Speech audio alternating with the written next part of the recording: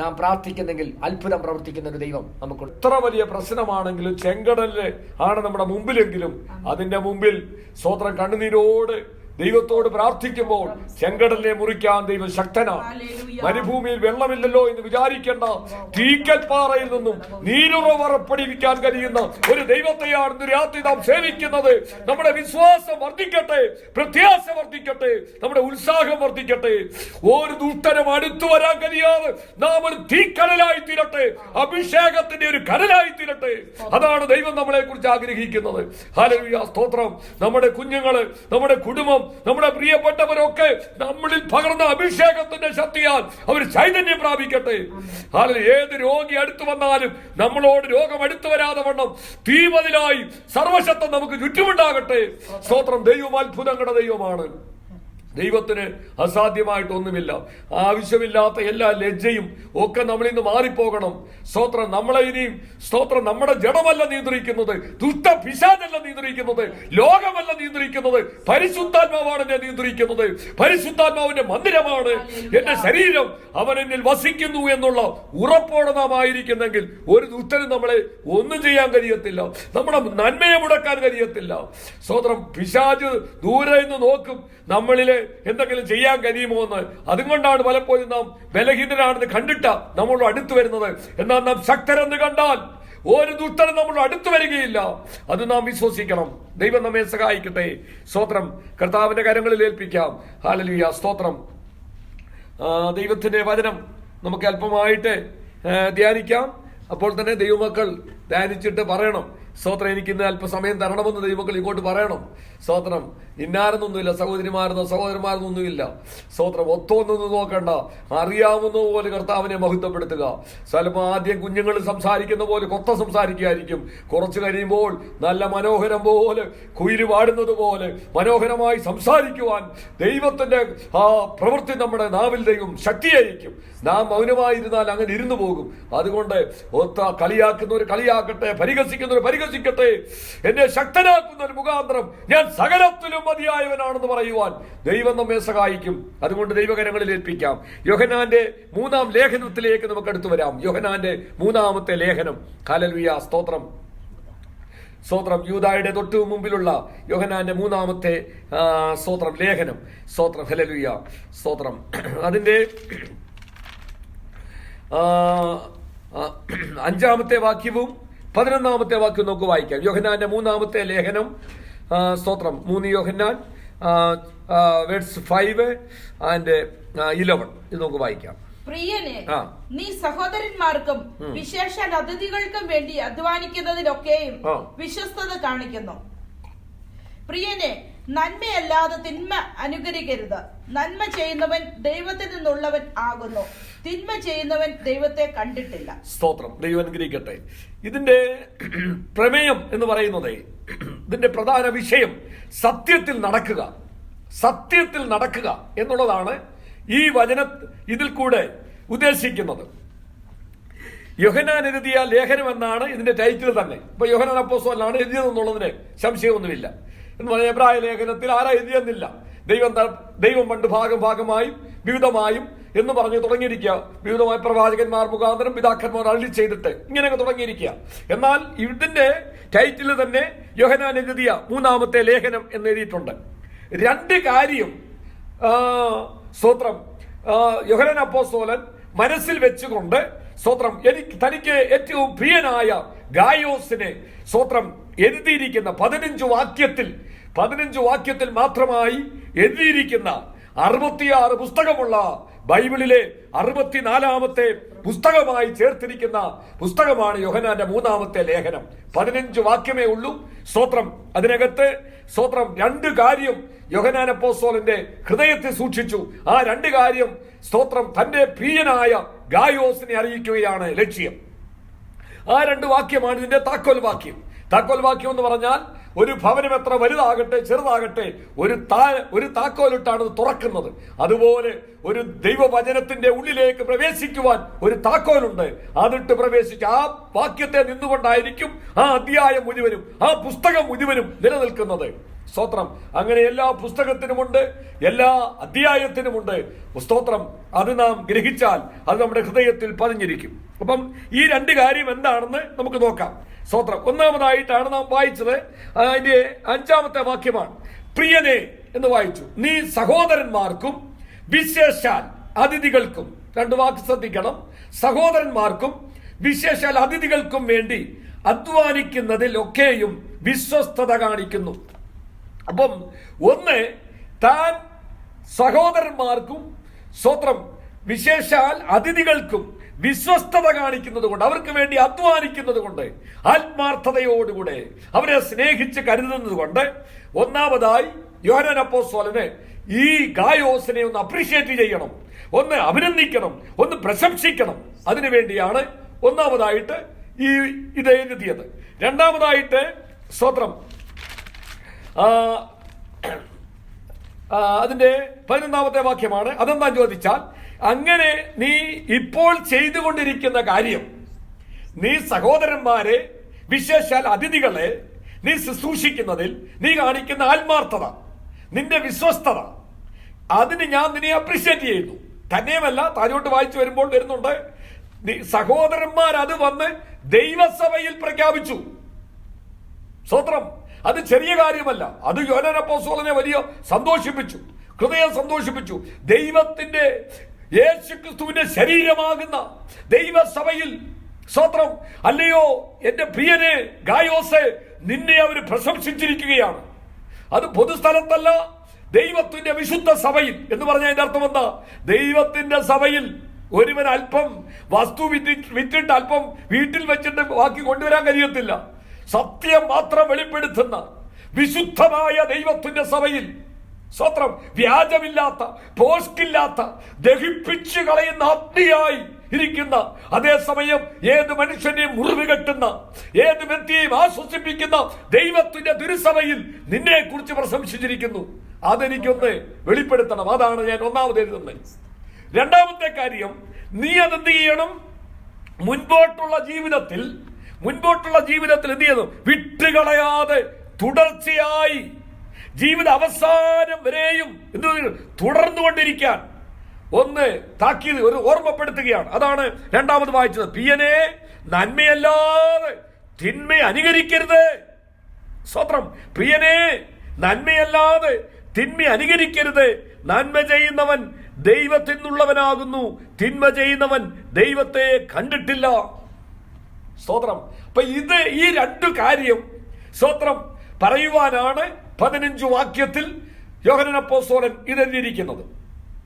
ഒന്ന്, തന്നെ പ്രശംസിക്കുവാൻ, താൻ സഹോദരന്മാരെ അതിഥികളെ അവർക്ക് വേണ്ടി അധ്വാനിക്കുന്നതിൽ, അവരെ സൽക്കരിക്കുന്നതിൽ, അവരെ സ്നേഹിക്കുന്നതിൽ, കളങ്കമില്ലാത്ത നിർവ്യാജമായ സ്നേഹം നീ കാണിക്കുന്നതിൽ നിന്നെ ഞാൻ പ്രശംസിക്കുന്നു. നീ മാത്രമല്ല, സഹോദരന്മാർ വന്ന് സഭയിൽ ഇത് പ്രശംസിച്ചു. 2, നീ അത് തുടർന്നുകൊണ്ടിരിക്കണം. നീ ഇത് തുടർന്നുകൊണ്ടേയിരിക്കണം. സ്തോത്രം. അത് നിർത്തിക്കളയരുത്. സ്തോത്രം. അതിനാണ് രണ്ടാമതായിട്ട് രണ്ടാമത്തെ വാക്യം പറഞ്ഞ്. ഈ 2 വാക്യമാണ് ഇതിന്റെ താക്കോൽ വാക്യം എന്ന് ഞാൻ പറഞ്ഞല്ലോ. എഴുത്തുകാരൻ അപ്പോസ്തലനായ യോഹന്നാനാണ് എന്ന് നാം ചിന്തിച്ചു. AD 90 സ്തോത്രം 90 ഈ ലേഖനം എഴുതിയെന്ന് വിശ്വസിക്കുന്നു. യോഹന്നാനെ കുറിച്ച് നാം വെളിപ്പാട് പുസ്തകം ചിന്തിച്ചപ്പോഴും യോഹന്നാന്റെ ലേഖനം രണ്ടാമത്തെ ലേഖനവും ഒക്കെ ചിന്തിച്ചപ്പോൾ അല്പമായി ചിന്തിച്ചതാണ്. എന്നാലും ഒരു വാക്ക് ഞാൻ പറഞ്ഞു വിട്ടിട്ട്, ഈ ലേഖനമായ യോഹന്നാന്റെ ഈ ലേഖനം എഴുതിയ യോഹന്നാന്റെ പിതാവ് സ്തോത്രം ആരാണ്? നിങ്ങൾ തന്നെ മനസ്സിൽ നിന്ന് പറഞ്ഞു നോക്കിയേ. സ്തോത്രം. സബുദിയുടെ മകനായ യാക്കോബ് യോഹന്നാൻ. ഇപ്പം പിതാവാരാണ്? സബുദി. മാതാവാരാണ്? ശലോമ. സ്തോത്രം. അതായത് യേശുവിന്റെ അമ്മയുടെ സഹോദരിയായ ശലോമ. സ്തോത്രം. ആ ശലോമയ്ക്ക് സ്തോത്രം സബദിയിൽ നിന്നും ജനിച്ച 2 മക്കളുടെ കാര്യമാണ് യാക്കോബും യോഹന്നാനും. അതിനകത്ത് പറഞ്ഞിരിക്കുന്ന യോഹന്നാനെ കുറിച്ചാണ് എഴുതിയിരിക്കുന്നത്. അപ്പോൾ ഒന്ന്, പിതാവ് സബദി, മാതാവ് ശലോമ. സ്തോത്രം. ഈ വാക്യങ്ങളൊക്കെ വീണ്ടും വീണ്ടും പറയാത്തതാണ്. സ്തോത്രം. മത്തായിയുടെ സുവിശേഷം 4:21 വായിക്കണ്ട. കാരണം ഇതൊക്കെ നമ്മൾ ചിന്തിച്ചു വിട്ടതാ, സമയം ഇല്ലാത്തത് കൊണ്ട്. സ്വത്രം ഇനിയുമുള്ള നാളുകൾ നമ്മൾ വളരെ തിടുക്കത്തോട് പോകണം. എത്ര നാള് മുമ്പിലുണ്ടെന്ന് അറിയത്തില്ല. ഇന്നലേക്കാൾ ഇന്ന് ഒരു ദിവസം കുറഞ്ഞു. നമ്മുടെ കർത്താവിനോട് നാം അടുത്തു, അവന്റെ വരവേറ്റവും ആസന്നമായി. അതുകൊണ്ടാണ് പൗലോസ് അപ്പോസ്തലൻ എബ്രായ ലേഖനത്തിൽ വന്ന് 12-ാം അധ്യായത്തിലൊക്കെ വന്നപ്പോൾ പിന്നെ എഴുതി വെച്ചു. സ്വത്രം 6-ാം അധ്യായത്തിൽ വന്നപ്പോൾ പറഞ്ഞു, പിന്നെയും സ്നാനങ്ങളെ കുറിച്ചുള്ള ഉപദേശം, കൈവപ്പ്, മാനസാന്തരം, സ്വത്രം ഇങ്ങനെയുള്ള അടിസ്ഥാനമായിട്ടുള്ളത് പിന്നെയും ഇടാതെ ക്രിസ്തുവിനെ കുറിച്ചുള്ള പരിജ്ഞാനം പ്രാപിപ്പാൻ ഉത്സാഹിക്കാം. യേശു ക്രിസ്തുവിനെ കുറിച്ചുള്ള പരിജ്ഞാനം എന്നുമെന്നും കുഞ്ഞേ നീ സ്നാനപ്പെടണമേ, കുഞ്ഞേ നീ മാനസാന്തരപ്പെടണമേ എന്നുവ പറഞ്ഞുകൊണ്ടിരിക്കാനല്ലോ. ക്രിസ്തുവിനെ കുറിച്ചുള്ള പരിജ്ഞാനം ധരിപ്പാൻ. അവൻ ദഹിപ്പിക്കുന്ന അഗ്നിയാണെന്ന്, അവൻ സർവശക്തനാണെന്ന്. ഈ ഭൂമി പോലെ കോടാനുകോടി ഗ്രഹങ്ങൾ അവന് കാണും. അവൻ മഹാദൈവമാണ്. സ്തോത്രം. അവനെ കുറിച്ചുള്ള പരിജ്ഞാനം പ്രാപിക്കുവാൻ ദൈവം നമ്മെ കുറിച്ച് ആഗ്രഹിക്കുകയാണ്. അപ്പം സ്തോത്രം, ഞാൻ പറഞ്ഞ സബദിയുടെ മക്കളായ യാക്കോബ് യോഹന്നാനും, സ്തോത്രം, യേശുവിന്റെ അമ്മയായുടെ സഹോദരിയാണ് ശലോമ. സ്തോത്രം. അത് യോഹന്നാന്റെ സുവിശേഷം 19 ചാപ്റ്റർ 19 വേഴ്സ് 25. യോഹന്നാൻ എന്ന് പറഞ്ഞാൽ, സ്തോത്രം, യോഹന്നാൻ എന്ന വാക്കിന്റെ അർത്ഥം ദൈവം കൃപാലുവാകുന്നു, ദൈവം കൃപാലുവാകുന്നു. സ്തോത്രം. സ്നേഹത്തിന്റെ അപ്പോസ്തലൻ എന്നറിയപ്പെടുന്ന യോഹന്നാൻ അപ്പോസ്തലനാണ്. യോഹന്നാന്റെ സുവിശേഷം സ്നേഹത്തിന്റെ അപ്പോസ്തലൻ അറിയപ്പെടുന്ന യോഹന്നാൻ എഴുതിയ യോഹന്നാന്റെ സുവിശേഷം, യോഹന്നാന്റെ ലേഖനം 1, 2, 3, പിന്നെ വെളിപ്പാട് പുസ്തകം, ഇത്രയും ദൈവത്തിന്റെ വചനത്തിൽ യോഹന്നാൻ അപ്പോസ്തലൻ എഴുതിയ പുസ്തകമാണ്. സ്തോത്രം. ഈ യോഹന്നാനാണ് യേശുക്രിസ്തു ക്രൂശിൽ കിടക്കുമ്പോൾ, സ്തോത്രം, കർത്താവ് തന്റെ അമ്മയെ മാതാവിനെ ഏൽപ്പിച്ച യോഹന്നാൻ ഇതാണ്. യോഹന്നാനെ ഇതാ നിന്റെ അമ്മ.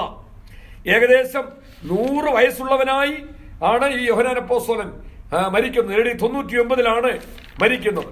സ്തോത്രം. സ്തോത്രം. യോഹന്നാൻ അപ്പോസ്തലന്റെ ഏറ്റവും അടുത്ത സ്നേഹിതനായ ഗായോസിനാണ് ഈ ലേഖനം അപ്പോസ്തലൻ എഴുതിയിരിക്കുന്നത്. നമ്മൾ പുസ്തകത്തിലേക്ക് വരികയാണ്. ഇൻട്രൊഡക്ഷൻ ആണ് പറഞ്ഞുകൊണ്ടിരുന്നത്. യോഹന്നാൻ അപ്പോസ്തലന്റെ ഏറ്റവും അടുത്ത, അതാണ് പ്രിയനെ പ്രിയനെ പ്രിയനെ എന്ന് ചേർത്തിരിക്കുന്നത്, ഏറ്റവും അടുത്ത സ്നേഹിതനായ ഗായോസിനെ, സ്തോത്രം, ഈ ലേഖനം എഴുതിയിരിക്കുകയാണ് അപ്പോസ്തലൻ. ഗായോസ് ആരാണെന്ന്, സ്തോത്രം, 5 ഗായോസുമാരെ ഇതിനകത്ത് പറയുന്നുണ്ട്. സ്തോത്രം. എന്നാൽ റോമാലേഖനം ഒന്ന് വായിക്കാം. റോമാലേഖനം 16-ാം അധ്യായത്തിന്റെ 23-ാമത്തെ വാക്യം ഒന്ന് വായിച്ചാട്ടെ. 23-ാമത്തെ വാക്യം, 16-ാം അധ്യായത്തിന്റെ 23-ാമത്തെ വാക്യം. എനിക്കും സർവസഭയ്ക്കും അതിഥി സൽക്കാരം ചെയ്യുന്ന ഗായോസ് നിങ്ങളെ വന്ദനം ചെയ്യുന്നു. അപ്പം ഇതുമായിട്ട് ഏകദേശം ഒത്തുവരുന്നുണ്ട്. ഇവിടെ തന്നെ നമ്മൾ വായിച്ചു, എന്റെ സ്തോത്രം 5-ാം വാക്യത്തിൽ പ്രിയനെ സഹോദരന്മാർക്കും വിശേഷാൽ അതിഥികൾക്കും വേണ്ടി നീ എന്ത് ചെയ്യുന്നു, അധ്വാനിക്കുന്നു, നിന്റെ അതിഥി സൽക്കാരം. അപ്പോൾ ഇവിടെ റോമാലേഖനം 16-23 സ്തോത്രം ഗായോസിനെ കുറിച്ച് പറയുകയാണ്. അതിഥി സൽക്കാരം ചെയ്യുന്ന ഗായോസ്. 1 Corinthians chapter 1 verse 15 കൂടെ വായിക്കാം. 1 Corinthians chapter 1 verse 15. എന്റെ നാമത്തിൽ ഞാൻ സ്നാനം കഴിപ്പിച്ചെന്ന് ആരും പറയാതെ വണ്ണം ക്രിസ്പോസിനെയും ഗായോസിനെയും ഒഴികെ നിങ്ങളിൽ ആരെയും ഞാൻ സ്നാനം മതി. അപ്പം പൗലോസ് അപ്പോസ്തലനാണ് ഈ ഗായോസിനെ സ്നാനപ്പെടുത്തിയിരിക്കുന്നത് എന്നതിൽ നിന്ന് നമുക്ക് മനസ്സിലാക്കാൻ പറ്റും. സ്തോത്രം. ഗായോസ് എന്ന വാക്കിന്റെ അർത്ഥം, വാക്കിന്റെ പേരിന്റെ അർത്ഥം ഞാൻ സന്തോഷിക്കുന്നു എന്നാണ്. ഗായോസ് എന്ന വാക്കിന്റെ അർത്ഥം ഞാൻ സന്തോഷിക്കുന്നു. സ്തോത്രം. എന്താണ് ഗായോസ്? സ്തോത്രം.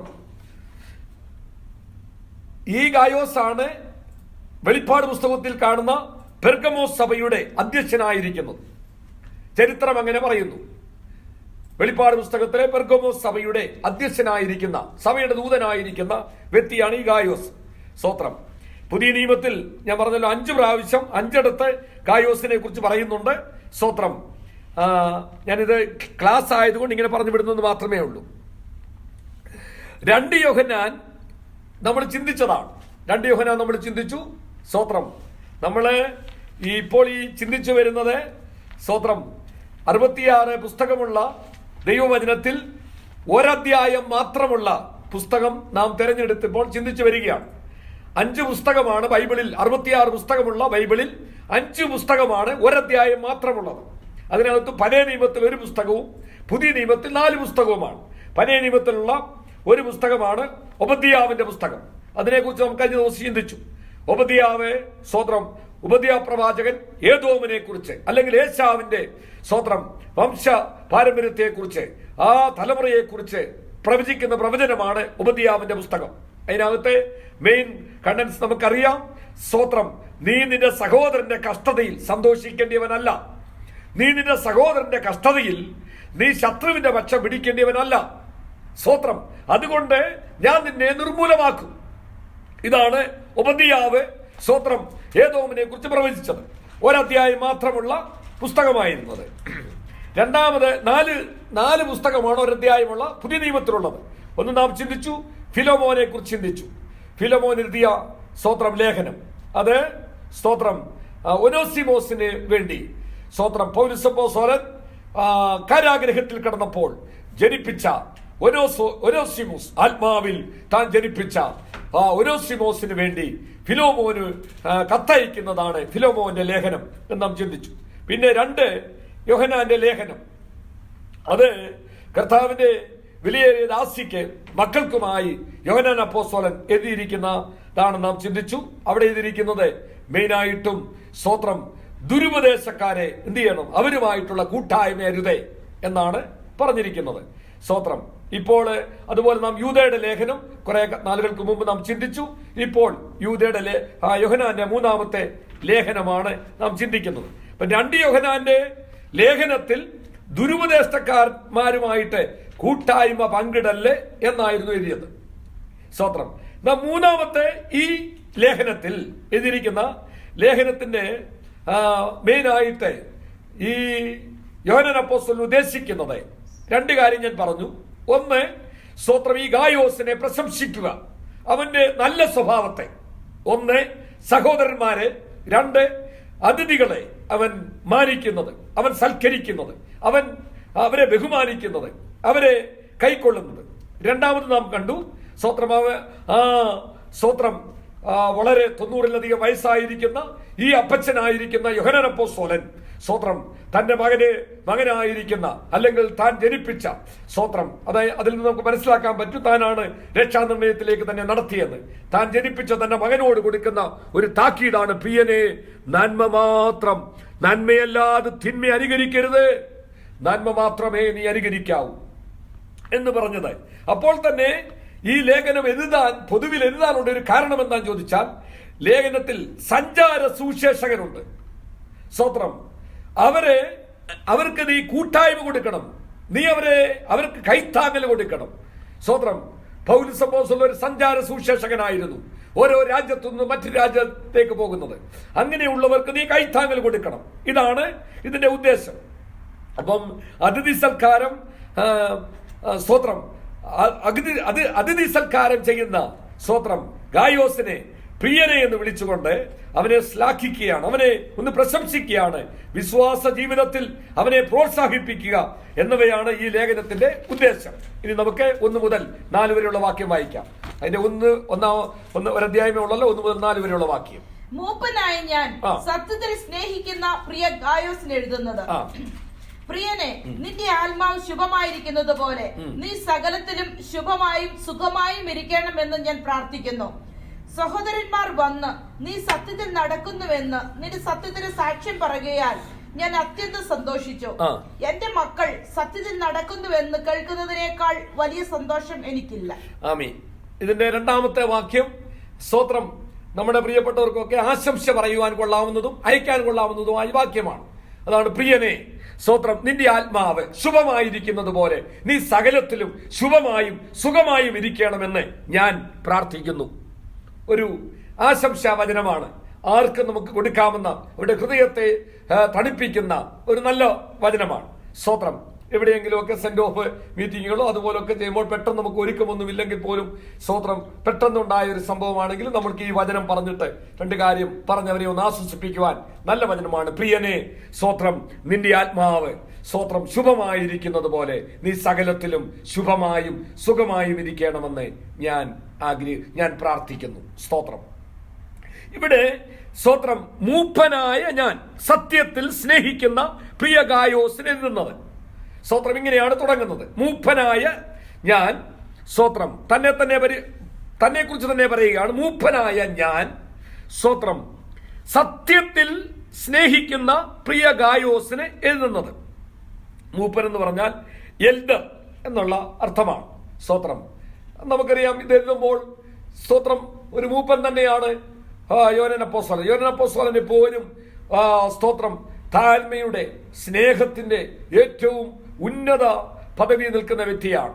സ്തോത്രം യോഹന്നാന്റെ സുവിശേഷം മുഴുവനും എഴുതി, മറ്റ് 3 സുവിശേഷകരും എഴുതാത്ത പല കാര്യങ്ങളും എഴുതി. സ്തോത്രം ഒരു പടയാളി ഒരു കുന്തമെടുത്ത് അവനെ വിലാപ്പുറം കുത്തി തുറന്നു എന്നൊക്കെ മറ്റ് ലേഖനങ്ങളിലൊക്കെ ചിലപ്പോൾ മറ്റു 3 സുവിശേഷങ്ങളിൽ കാണാതിരിക്കുമ്പോൾ ഈ യോഹന്നാൻ അപ്പോസ്തലൻ എഴുതിയപ്പോഴും യോഹന്നാൻ അപ്പോസ്തലൻ പറയുന്ന ഒരു കാര്യം, ആ യോഹന്നാൻ ചെയ്തതായിട്ടൊന്നും പറയാനില്ല. യേശുവിനെ സ്നേഹിച്ചു. യേശു സ്നേഹിച്ച ശിഷ്യൻ, അവനത് മാത്രമേ പറയുവാനുള്ളൂ. യേശു സ്നേഹിച്ച ശിഷ്യൻ, അവന്റെ സ്നേഹം നിർവ്യാജമായിരുന്നു. ബാക്കിയുള്ള ശിഷ്യന്മാരൊക്കെയും ക്രൂശിന്റെ ചവിട്ടിൽ നിന്ന് ഓടിപ്പോയപ്പോൾ അവൻ ഒറ്റയ്ക്ക് ചില സഹോദരിമാര് മാത്രമായി അവർ ക്രൂശിന്റെ ചവിട്ടിൽ നിന്നു. എന്നെ കേൾക്കുന്ന ദൈവമേതലെ ദൈവദാസന്മാർക്ക് ആവശ്യമുള്ളപ്പോൾ അല്പം സഹായിക്കുന്നു, നല്ലതാണ്. എന്നാൽ അവരുടെ പ്രതികൂലത്തിന്റെ നടുവിൽ നീ അവരെ വിട്ടുപിരിയരുത്. അവരുടെ സുഖമായിരിക്കുമ്പോൾ നീ അവരൊക്കെ കൊടുക്കുന്നതായ സ്നേഹത്തെക്കാൾ ഉപരിയാണ് അവരുടെ കഷ്ടതയില്, ഞെരുക്കത്തില്, പ്രതികൂലത്തില്, രോഗത്തില് നീ അവരോട് ചേർന്നിരിക്കണം. യേശു കർത്താവ് ക്രൂശിൽ കിടക്കുമ്പോൾ പടയാളികളൊക്കെയും ചുറ്റിനും നിൽക്കുമ്പോഴും താനും അപായത്തിൽപ്പെടാം. എന്നാൽ ഈ നിർമ്മല ഹൃദയമുള്ള യേശുവിന്റെ മാർവോട് ചാരിയ ആ യോഹന്നാൻ അപ്പോസ്തലൻ ആ ക്രൂശ് വിട്ടുപോകാതെ ക്രൂശിന്റെ ചോട്ടിൽ തന്നെ നിന്നു. നീ എത്രമാത്രം ക്രൂശിനോട് അടുത്ത് ചെല്ലുന്നുവോ, എത്രമാത്രം ക്രൂശിനോട് അടുത്ത് ചെല്ലുമ്പോൾ നിന്റെ റെസ്പോൺസിബിലിറ്റി, നിന്റെ ഉത്തരവാദിത്തങ്ങൾ കൂടി വരും. ദൈവം ചില പ്രധാനമായ ഉത്തരവാദിത്വം നിന്നെ ഏൽപ്പിക്കും. സ്തോത്രം. നമ്മൾക്ക് പലപ്പോഴും വേണ്ടിയത് കൃപാവരങ്ങളാണ്. സ്തോത്രം. കൃപാവരം ആഗ്രഹിക്കുന്ന നമുക്ക് നമ്മളോട് പറയുകയാണ്, ഈ അമ്മയെ കൂടെ നീ അമ്മയാക്കി അമ്മയായിട്ട് കൈക്കൊള്ളണമെന്ന് പറയുമ്പോൾ 1 ദിവസത്തേക്കോ 2 ദിവസത്തേക്കോ അല്ല. യോഹന്നാൻ അപ്പോസ്തലൻ സന്തോഷത്തോടെ കൈക്കൊണ്ടു. യേശു കർത്താവ് തന്റെ അമ്മയെ ഏൽപ്പിച്ചിട്ട് പോവുകയാണ്. സ്തോത്രം. ഇന്ന് ആ അമ്മ ഒരു വിധവയായിട്ട് നിൽക്കുകയാണ്. ആ സമയത്ത് എന്റെ മൂത്ത മകനായിട്ട് കണ്ടിരിക്കുന്ന യേശു കർത്താവ് ക്രൂശിൽ പ്രാണനെ വിടുന്നതിന് മുൻപായി യേശു കർത്താവ് ആ അമ്മയോട് പറയുകയാണ്, അമ്മേ, ഇന്നു മുതൽ ഞാനല്ല, ഈ മകൻ നിന്നെ നോക്കും. യോഹന്നാൻ അപ്പോസ്തലൻ, ഇതാ നിന്റെ അമ്മ. ഈ ഒരിക്കൽ കാനാവിലെ കല്യാണത്തിന് സ്ത്രീയെ എനിക്ക് നിനക്ക് തമ്മിൽ എന്തേ എന്ന് ചോദിച്ചതുപോലെ സ്ത്രീയെ എന്നല്ല അവിടെ വിളിച്ചത്. യോഹന്നാനെ, ഇതാ നിന്റെ അമ്മ. സ്തോത്രം. അമ്മേ, ഇതാ നിന്റെ മകൻ. ഞാനൊരല്പസമയത്തേക്ക് നിന്നിൽ കൂടെ ഞാൻ ഈ ലോകത്തിലേക്ക് വന്നു. ഞാൻ എവിടെ നിന്ന് വന്നുവോ അവിടേക്ക് ഞാൻ പോകുന്നു. എന്റെ പിതാവിന്റെ അടുക്കിലേക്ക് ഞാൻ പോകുകയാണ്. സ്തോത്രം. ഞാൻ പോകുന്നതോർത്ത് നീ ദുഃഖിക്കണ്ട. ഇതാ നിന്റെ അമ്മ. സ്തോത്രം. യോഹന്നാനെ, ഇതാ നിന്റെ അമ്മ. അമ്മേ, ഇതാ നിന്റെ മകൻ എന്ന് പറഞ്ഞ് ഏൽപ്പിച്ചു കൊടുക്കുക. അപ്പൊ ക്രൂശിന്റെ ചവിട്ടിൽ ചെല്ലുമ്പോൾ നമുക്ക് റെസ്പോൺസിബിലിറ്റി കൂടും. സ്തോത്രം. സ്തോത്രം. നാം ഉത്തരവാദിത്വം ഏറ്റെടുക്കുവാൻ നാം ഏറ്റെടുത്തേ മതിയാകൂ. നമ്മുടെ സമയങ്ങൾ മാറ്റിവെച്ച് നാം അതിലേക്ക് വരണം. അപ്പൊ ഇവിടെ ഞാൻ പറഞ്ഞു തന്നത്, സ്തോത്രം, ഈ മൂപ്പനായ ഈ സ്തോത്രം പറയുകയാണ്, മൂപ്പനായ ഞാൻ സത്യത്തിൽ അധ്യക്ഷനായിരിക്കുന്ന ശുശ്രൂഷകനായിരിക്കുന്ന ഇദ്ദേഹം പറയുന്നത്, സ്തോത്രം, ഈ മൂപ്പൻ എന്നുള്ള വാക്ക് ഞാൻ പറഞ്ഞു വന്നത്, അദ്ദേഹം സ്തോത്രം യോഹന്നാൻ അപ്പോസ്തലൻ തന്നെ അപ്പോസ്തലൻ ഒന്നുമല്ല പരിചയപ്പെടുത്തുന്നത്. മൂപ്പൻ ആവർത്തിച്ച് നമുക്കത് കാണാൻ കഴിയും. യോഹന്നാന്റെ സുവിശേഷത്തിൽ പറയുന്നു, യേശു സ്നേഹിച്ച ശിഷ്യൻ. ഞാൻ സ്നേഹിച്ചെന്ന് എനിക്ക് പറയാനുള്ള അവകാശമില്ല. യേശു എന്നെ സ്നേഹിച്ചു. സ്തോത്രം. മൂപ്പൻ എന്നുള്ള വേടിനെ കുറിച്ച് 1-2 കാര്യങ്ങൾ പറഞ്ഞോട്ടെ. 1 തീമോത്തിയോസിന്റെ ലേഖനം, 1 തീമോത്തിയോസ് chapter 5 verse 17. സ്തോത്രം. 5-ന്റെ 17-ാമത്തെ വാക്യം നോക്കിയേ. സ്തോത്രം. നന്നായി ഭരിക്കുന്ന മൂപ്പന്മാരെ ആ. പ്രത്യേകം വചനത്തിലും ഉപദേശത്തിലും അധ്വാനിക്കുന്നവരെ തന്നെ ആ. ഇരട്ടി മാനത്തിന് യോഗ്യരായി എണ്ണുക. അപ്പൊ നമുക്ക് ഒരു ഉത്തരവാദിത്തമുണ്ട്. നമ്മൾ വായിക്കുന്നു വെളിപ്പാട് പുസ്തകത്തിൽ വായിക്കുന്നു 24 മൂപ്പന്മാർ, അവരുടെ തലയിലിരിക്കുന്ന കിരീടം യേശുക്രിസ്തുവിന്റെ പാദപീഠത്തിൽ വെച്ചിട്ട് അവർ സാഷ്ടാംഗം വീഴുന്നു. ആ 24 പേര് സ്വത്രം വേണ്ട വേദപണ്ഡിതന്മാർ പറയുന്നത് പഴയ നിയമത്തിലെ 12 പുതിയ നിയമത്തിലെ 12 ഗോത്രപിതാക്കന്മാരുടെയും പ്രതിനിധിയായിട്ടൊക്കെയാണ് പറയുന്നത്. സ്വത്രം അപ്പോൾ ഇവിടെ പറയുകയാണ്, സ്വത്രം നന്നായി ഭരിക്കുന്ന, വചനത്തിലും ദൈവജനത്തെയും ഭരിക്കുന്നവർ, അവരെ നീ എന്ത് ചെയ്യണം? ബഹുമാനിക്കണം, മാനിക്കണം. സ്വത്രം അവരുടെ വേലയെ നീ എന്ത് ചെയ്യണം? വിലയുള്ളതായി കാണണം. അതിന്റെ തന്നെ 5:19 വാക്യം നോക്കിയേ. 2-3 സാക്ഷികൾ മുഖേനയല്ലാതെ ആ. ഒരു മൂപ്പന്റെ നേരെ അന്യായം എടുക്കരുത്. നിന്റെ ജീവിതത്തിൽ വളരെ കരുതിക്കൊള്ളേണ്ട കാര്യങ്ങളുണ്ട്. ശത്രു കള്ളന. മോശ പറയുന്നു, സ്വത്രം ഞാൻ ഇന്ന് രാവിലെ ഇരുന്ന് ചിന്തിച്ചപ്പോൾ ഇങ്ങനെ ചിന്തിപ്പാനിടയായി. ഒരിക്കൽ മോശയോട് ദൈവം പറഞ്ഞു, മോനെ, ഞാൻ നിന്നെ അടുത്തറിഞ്ഞിരിക്കുന്നു, എനിക്ക് നിന്നോട് കൃപ തോന്നിയിരിക്കുന്നു, ഞാൻ നിന്നെ അടുത്തറിഞ്ഞിരിക്കുന്നു. സർവശക്തൻ അടുത്തറിഞ്ഞെന്ന്, സർവശക്തൻ കൃപ തോന്നിയിരിക്കുന്നു, ഞാൻ നിന്നോടുകൂടെ പോരും. എന്നാൽ ആ പറഞ്ഞ ആ മോശ ചില നാളുകൾ കഴിഞ്ഞപ്പോൾ, ചില വർഷങ്ങൾ കഴിഞ്ഞപ്പോൾ മോശ പറയുകയാണ്, നിങ്ങളുടെ നിമിത്തം ഞാനും അവിവേകം സംസാരിച്ചു പോയി, എനിക്കും വാഗ്ദത്ത ദേശത്ത് പ്രവേശിക്കാൻ കഴിഞ്ഞില്ല. ആര് നിമിത്തം? ജനനിമിത്തം. എന്നെ കേൾക്കുന്ന ദൈവമേതലേ, നമ്മൾ നിമിത്തം ഒരു വ്യക്തിക്കും ഒരു ഇടർച്ച ഉണ്ടാകരുത്. നാം ദൈവസന്നിധി പ്രാർത്ഥിക്കണം. ഞാൻ നിമിത്തം ആർക്കും ഒരു ഇടർച്ച ഉണ്ടാകരുത്. കർത്താവേ, അതിനുള്ള കൃപ എനിക്ക് തരണമേ. ഇവിടെ സ്വത്രം ഒരു വാക്യം കൂടെ വായിച്ചാട്ടെ. തീത്തോസിന്റെ ലേഖനം 1:5 വാക്യം നോക്കിയേ. പട്ടണം തോറും മൂപ്പന്മാരെ ആക്കി വയ്ക്കുവാൻ പൗലോസ് കടന്നുപോയ സ്വത്രം 1-ാം മിഷണറി യാത്രയിൽ പോയി സഭ സ്ഥാപിച്ചിടത്തൊക്കെയും സ്വത്രം മൂപ്പന്മാരെ, അതിന് യോഗ്യരായിട്ടുള്ളവരെ ആക്കി വയ്ക്കുവാൻ തീമോത്തിയോസിനെ അയക്കുന്ന കാര്യമാണ് നാം വായിക്കുന്നത്. ഞാൻ ക്രേത്യയിൽ നിന്നെ വിട്ടേച്ചു പോന്നത് ശേഷിച്ച കാര്യങ്ങളെ ക്രമത്തിലാക്കേണ്ടതിനും ഞാൻ നിന്നോട് ആജ്ഞാപിച്ചതുപോലെ പട്ടണം തോറും മൂപ്പന്മാരെ ആക്കി വെക്കേണ്ടതിനും തന്നെ. ആമീൻ. അപ്പം ഈ ദൈവികമായി തെരഞ്ഞെടുത്ത് ആക്കുന്നവർക്കുള്ള പ്രത്യേകതയാണ്. അവരെ ഇന്ന് നമ്മൾ ഓർക്കണം. ഒരു സ്തോത്ര ഭവനത്തിൽ ചെന്നു, ഒരു കുഞ്ഞിന് വേണ്ടി, സഹോദരന് വേണ്ടി, സഹോദരിക്ക് വേണ്ടി സ്റ്റേജിൽ എണ്ണ എടുത്തോണ്ട് പോവാ പ്രാർത്ഥിച്ചാൽ, അതിന്ന് വല്ല നിർവാഹം ഉണ്ടെങ്കിൽ ഒളിച്ചിരുന്ന് സ്തോത്രം അതിന്റെ ഒരു ക്ലിപ്പെടുത്ത് വാട്സപ്പിലിട്ട് നാം സ്തോത്രം അതിനെയൊക്കെ വിമർശിക്കുന്നവരുണ്ട്. ദൈവത്തെ ഇതിനകത്തൊന്നും നാം ഉൾപ്പെടരുത്. ദൈവം നമ്മെ തൂക്കി നോക്കുമ്പോൾ നമ്മെ കുറവുള്ളവരായി കാണരുത്. യാക്കോബിന്റെ ലേഖനത്തിൽ വായിക്കുന്നു, സ്തോത്രം 5:14, യാക്കോബ് ചാപ്റ്റർ 5:14, നിങ്ങളിൽ ദീനമായി കിടക്കുന്നവൻ സഭയിലെ മൂപ്പനെ വരുത്തട്ടെ, അവൻ എണ്ണ പൂശി അവനെ സൗഖ്യമാകട്ടെ ആക്കട്ടെ. 5:14, നിങ്ങളിൽ ദീനമായി കിടക്കുന്നവൻ സഭയിലെ മൂപ്പന്മാരെ വരുത്തട്ടെ, അവർ കർത്താവിന്റെ നാമത്തിൽ അവനെ എണ്ണ പൂശി അവന് വേണ്ടി പ്രാർത്ഥിക്കട്ടെ. കണ്ടോ സ്തോത്രം. നമ്മൾ ഇന്ന് ചോദിക്കേ, ഇന്നൊരാൾ അങ്ങനെ ചെയ്തു, നമ്മളുടെ പ്രതികരണം എങ്ങനെയായിരിക്കും? സ്തോത്രം. ഇതെല്ലാം ദൈവമക്കളെ, പിശാച് നമ്മെ ചതിക്കും, പല വേഷത്തിൽ വരും. എന്നാൽ നാം ഇതിനകത്തൊന്നും ഉൾപ്പെടരുത്. തുടർന്ന് കൊണ്ട് ചിന്തിക്കുമ്പോൾ മനോഹരമായ ഒരു ലേഖനമാണിത്. സ്തോത്രം. നാം എങ്ങനെ വിശുദ്ധിയിൽ ആയിരിക്കണമെന്ന് നമ്മെ പഠിപ്പിക്കുന്ന ഒരു ലേഖനമാണ്. സ്തോത്രം. പത്രോസ് തന്നെ പരിചയപ്പെടുത്തുന്നുണ്ട്. സ്തോത്രം. താനൊരു മൂപ്പനാണ്. 1 പത്രോസ് 5:1 വാക്യം നോക്കിക്കേ. 1 പത്രോസ് 5:1. സ്തോത്രം.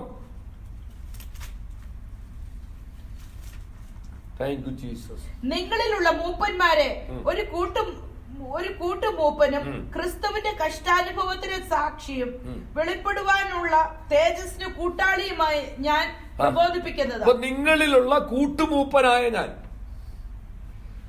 അതിന്റെ പദവി നോക്കിയേ. നിങ്ങളുടെ കൂട്ടുമൂപ്പനായ ഞാൻ പ്രബോധിപ്പിക്കുന്നത് അത് വീണ്ടും അതിന്റെ അഞ്ചാമത്തെ വാക്യമായി ഒന്നാമത്തെ വാക്യം വായിച്ച്.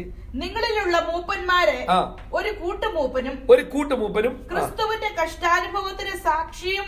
നോക്കണം, ഇദ്ദേഹത്തിന്റെ പ്രത്യേകത നോക്കണം. ക്രിസ്തുവിന്റെ കഷ്ടാനുഭവത്തിന് സാക്ഷിയാണ്. വെളിപ്പെടുവാനുള്ള തേജസ്സിന് കൂട്ടാളിയുമായ ഞാൻ പ്രബോധിപ്പിക്കുന്നത്. നമ്മിൽ വെളിപ്പെടുവാനുള്ള തേജസ്സിന് കൂട്ടാളിയാണ്. അങ്ങനെയുള്ള മൂപ്പനാണ്. അവർക്കുള്ള ആ പദവി. അതിന്റെ അഞ്ചാമത്തെ വാക്യം കൂടെ നോക്കി. അഞ്ചാമത്തെ വാക്യം കൂടെ. ഔവണ്ണം ഇളയവരെ മൂപ്പന്മാർക്ക് കീഴടങ്ങുവിൻ. ഇതൊക്കെ ദൈവമക്കളോട് പറയുന്ന കാര്യമാണ്. ഞാൻ ഓർപ്പിച്ചതേ ഉള്ളൂ. അപ്പം സത്യത്തിൽ സ്നേഹിക്കുക. ഇവിടെ വായിക്കും നോക്കണം. മൂപ്പനായ ഞാൻ സത്യത്തിൽ സ്നേഹിക്കുന്ന പ്രിയ ഗായസ്വൻ എന്നത്.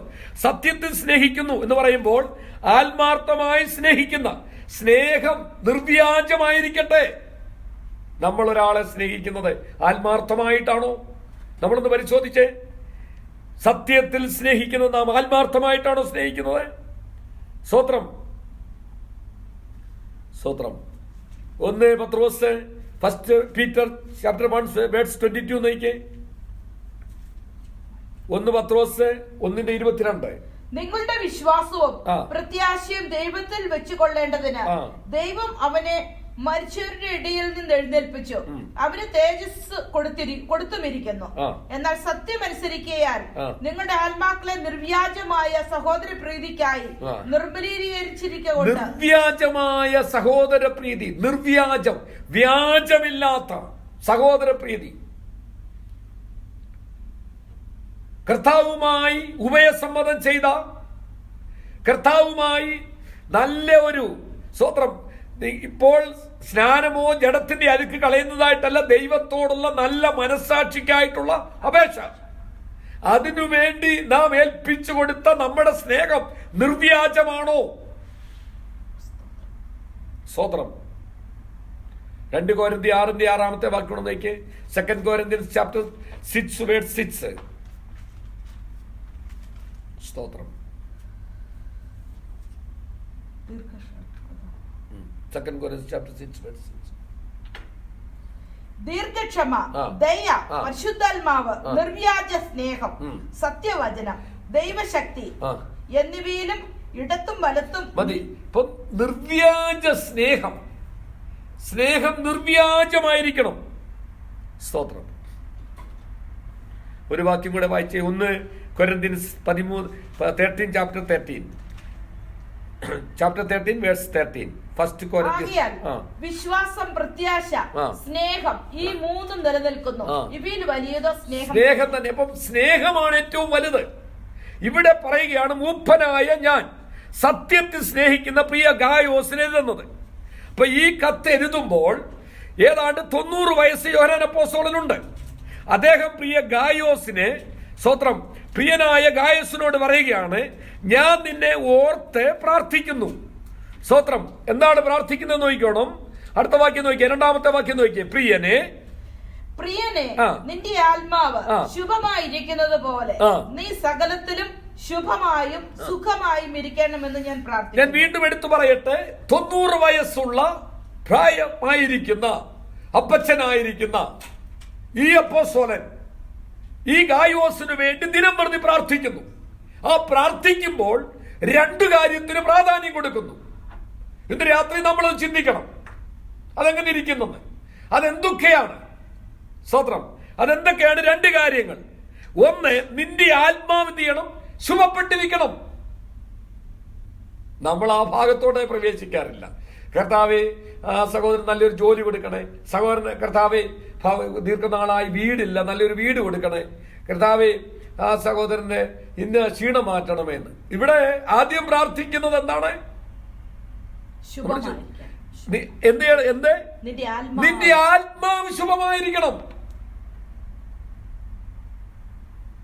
ആദ്യം ആത്മാവ് ശുഭമായിരിക്കണം. നിന്റെ ആത്മാവ് ശുഭപ്പെട്ടിരിക്കണം എന്ന് പറഞ്ഞാൽ നീ എപ്പോഴും ദൈവകൃപയിലായിരിക്കണം. ഒരിക്കലും കൈവിടപ്പെട്ടു പോകരുത്. നിന്റെ ആത്മാവ് എപ്പോഴും ശുഭപ്പെട്ടിരിക്കണം.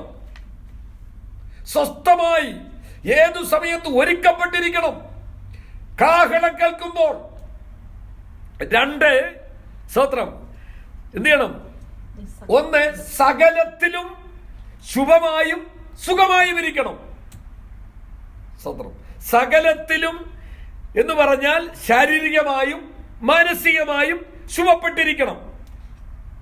നാം ഇങ്ങനെയാണ് പ്രാർത്ഥിക്കുന്നത്, കർത്താവേ, ആ സഹോദരന്റെ ആത്മാവ് നിന്റെ സന്നിധി ശുഭപ്പെട്ടിരിക്കണം. ഇന്നു തൊട്ടത് പ്രാർത്ഥിക്കാൻ തുടങ്ങണം. നമ്മുടെ മാതാവിനാകട്ടെ, പിതാവിനാകട്ടെ, ചാർച്ചക്കാർക്കാകട്ടെ, കുഞ്ഞുങ്ങൾക്കാകട്ടെ, തുണയാളിക്കാകട്ടെ, ആദ്യം അവരുടെ ആത്മാവ് ശുഭപ്പെട്ടിരിക്കണം. കർത്താവ് പറഞ്ഞു, നിന്റെ വലങ്കണ്ണ്, മാത്യു ചാപ്റ്റർ 5:29, നിന്റെ വലങ്കണ്ണ് ഇടർച്ച വരുത്തുന്നെങ്കിൽ, സ്വർഗത്തിൽ പ്രവേശിക്കാൻ ഇടർച്ച വരുത്തുന്നെങ്കിൽ അതിനെ ചുരഞ്ഞെടുത്തെറിഞ്ഞു കളകാം.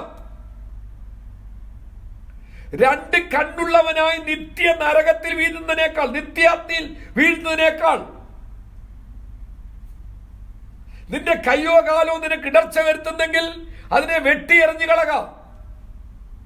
ഞാൻ ചോദിക്കട്ടെ, ഒരു ദിവസം കണ്ണ് തുറന്നു കളഞ്ഞു, മറ്റൊരു ദിവസം കൈ വെട്ടിക്കളഞ്ഞു, അടുത്ത ദിവസം അടുത്ത കണ്ണ് തുറന്നു, അതിനടുത്ത ദിവസം അടുത്ത കൈ വെട്ടി, ഇങ്ങനെല്ലാം വെട്ടിയിട്ട് പിന്നെന്താണ് സ്വർഗത്തിൽ പോകേണ്ടത്?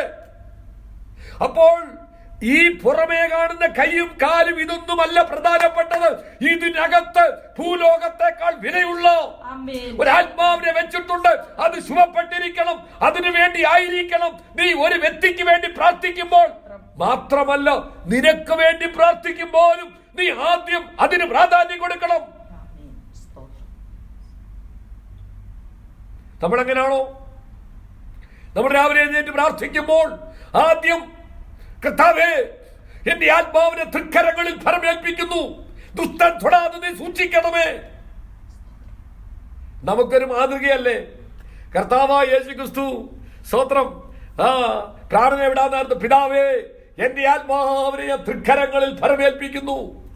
ഇനി അത് തന്നെ പറഞ്ഞു, സ്തോത്രം, സ്തെഫാനോസ് പറഞ്ഞു, കർത്താവേ, അവിടുന്ന് എന്റെ ആത്മാവിനെ കൈക്കൊള്ളണമേ.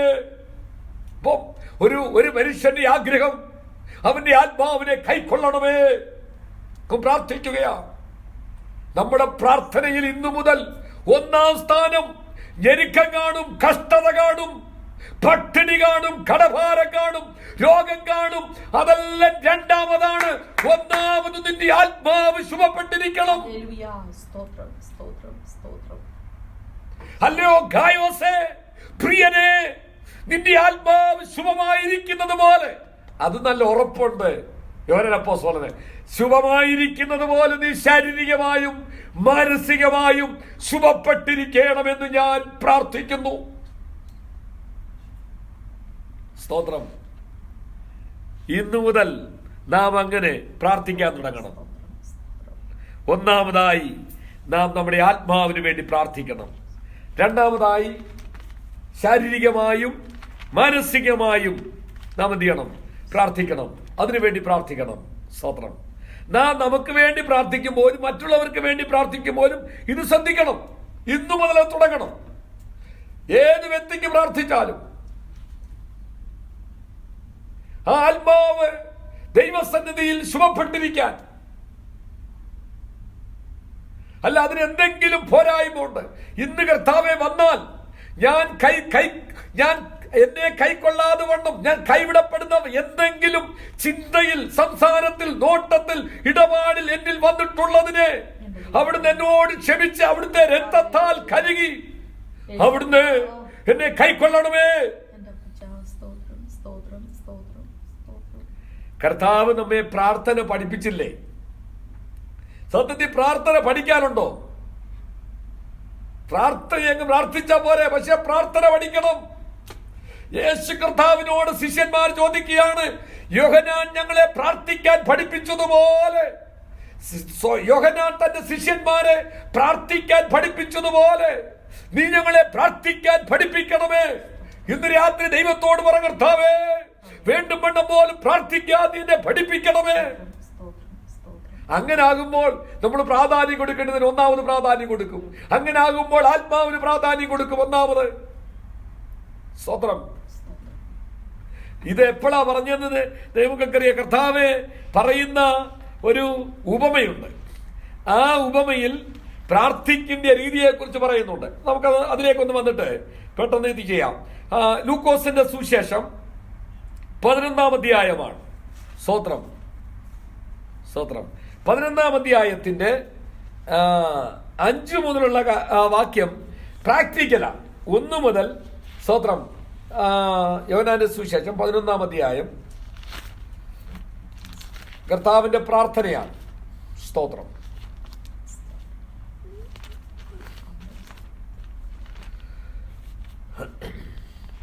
അതിന്റെ 1 മുതൽ 4 വരെ പ്രാർത്ഥിക്കാൻ പഠിപ്പിക്കുകയാണ്. ലൂക്ക് ചാപ്റ്റർ 11 വേഴ്സ് 1 to 4 പ്രാർത്ഥിക്കാൻ പഠിപ്പിക്കുക. 5-ാമത്തെ 5 മുതൽ അതിന്റെ പ്രാക്ടിക്കൽ പറയുകയാണ് കർത്താവ്. സ്തോത്രം. നിങ്ങൾ നോക്കിയേ, ഇവിടെ 5-ാമത്തെ വാക്യം നോക്കിയേ. പിന്നെ അവൻ അവരോട് പറഞ്ഞത്, നമ്മള് വിഷയം വിട്ടുപോകരുത്. പ്രാർത്ഥിക്കുമ്പോൾ യോഹന്നാൻ അപ്പോസ്തലൻ ഗായോസിന് വേണ്ടി പ്രാർത്ഥിക്കുമ്പോൾ പറഞ്ഞു, ഒന്നാമത് നിന്റെ ആത്മാവ് ശുഭപ്പെട്ടിരിക്കണം. അപ്പൊ ആത്മീക കാര്യമാണ്, ആത്മാവാണ് ഒന്നാമത്.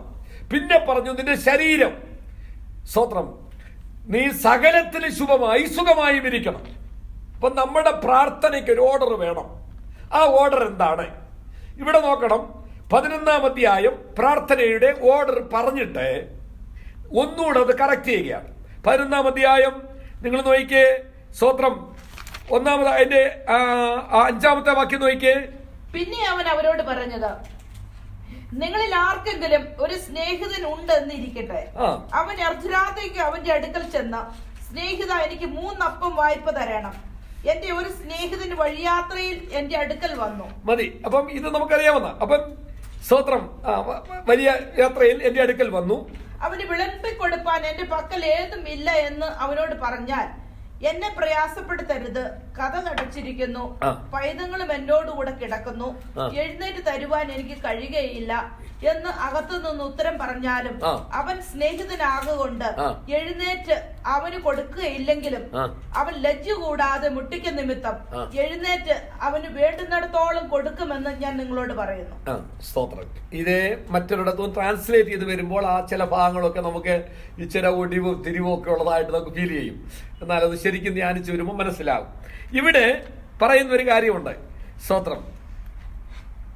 കർത്താവ് പറയുന്നത് തന്നെ, നിങ്ങളിൽ ഒരുവനൊരു സ്നേഹിതൻ ഉണ്ടെന്നിരിക്കട്ടെ എന്നാ പറഞ്ഞേ. സ്തോത്രം. അപ്പോൾ സ്തോത്രം, ഇവിടെ സ്തോത്രം, അവന് രാത്രിയുടെ അർദ്ധരാത്രിയിൽ, ജീവിതത്തിന്റെ അർദ്ധരാത്രിയാകാം, ദിവസത്തിന്റെ അർദ്ധരാത്രിയാകാം ഇവിടെ പറയുന്ന എന്ന് പറഞ്ഞാൽ അവന്റെ തിക്തമായ ഒരു അനുഭവത്തിൽ അവൻ എന്ത് ചെയ്തു? സ്നേഹിതന്റെ അടുക്കൽ വരികയാണ്. നമ്മളിങ്ങനെ ഒന്ന് ചിന്തിക്കുക. ഞാൻ പറയുന്ന പോലെ ഒന്ന് ശ്രദ്ധിക്കുക. നമ്മുടെ ഒരു സ്നേഹിതൻ വളരെ ദൂരെ താമസിക്കുന്നുണ്ട്.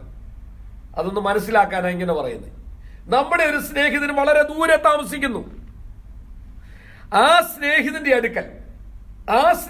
അടുക്കൽ സ്തോത്രം, അർദ്ധരാത്രിയിൽ ഒരു വിരുന്നുകാരൻ വന്നു. അവൻ വന്നത് സ്തോത്രം വരണമെന്ന് വിചാരിച്ച് നേരത്തെ പ്ലാൻ ചെയ്തതൊന്നുമല്ല. നോക്കിയേ, അതിന്റെ വാക്യം നോക്കിയേ നിങ്ങൾ. സ്തോത്രം. 6-ാം വാക്യം നോക്കിയേ. എന്റെ ഒരു സ്നേഹിതൻ വലിയ യാത്രയിൽ. അപ്പം നമ്മുടെ നാട്ടിലെ പോലെ സ്തോത്രം ബസ് കിട്ടാതോ ഏതെങ്കിലും രീതി വന്നതായിരിക്കാം. അപ്പം വിചാരിച്ചു എന്റെ ഒരു സ്നേഹിതൻ അടുത്ത് താമസിക്കുന്നുണ്ടല്ലോ, അവിടെ കയറി വിശ്രമിച്ചിട്ട് പോകാം, സ്തോത്രം എന്ന് വിചാരിച്ച് ആ സ്നേഹിതന്റെ അടുക്കൽ ചെന്നു. നമ്മുടെ ഒരു സ്നേഹിതൻ ടൗണിൽ കുറച്ച് ദൂരെ താമസിക്കുന്നുണ്ട്. അവിടെ ഒരു ആ സ്നേഹിതന്റെ ഒരു സ്നേഹിതൻ യാദൃച്ഛയാൽ വണ്ടി കിട്ടാതെയോ ആ വീട്ടിൽ ചെന്നു.